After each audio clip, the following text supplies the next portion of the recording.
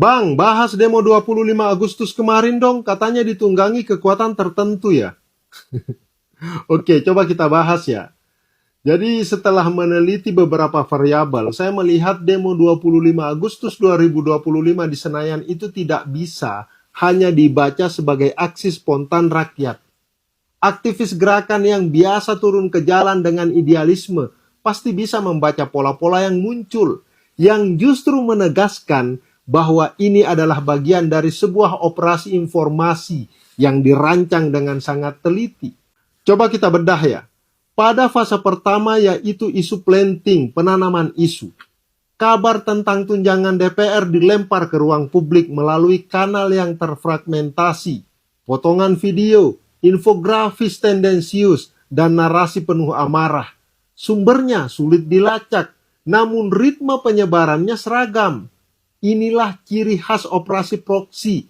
Aktor utama tidak tampil, melainkan menggunakan jaringan perantara untuk menggoreng isu agar tampak organik. Fase kedua adalah framing dan agitprop.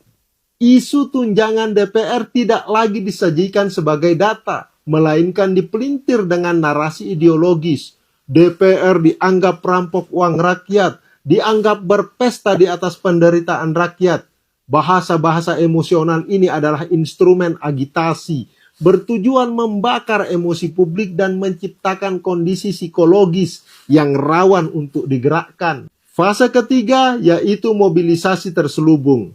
Dari ruang digital, ajakan aksi mulai bermunculan lewat akun-akun tanpa identitas, kelompok kecil tanpa struktur resmi, dan front organisasi yang sengaja diciptakan. Teknik ini mirip false flag operation, seruan turun ke jalan seolah datang dari rakyat biasa, padahal dikendalikan oleh aktor bayangan. Ketika massa berkumpul, tahap keempat dimulai.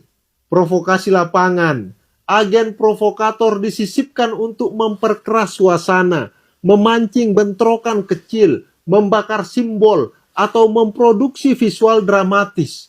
Inilah bagian dari psycho-war, perang psikologis yang targetnya bukan hanya aparat di lapangan, melainkan juga publik luas yang menonton tayangan tersebut di media sosial. Dan akhirnya masuk pada fase kelima, propaganda balik.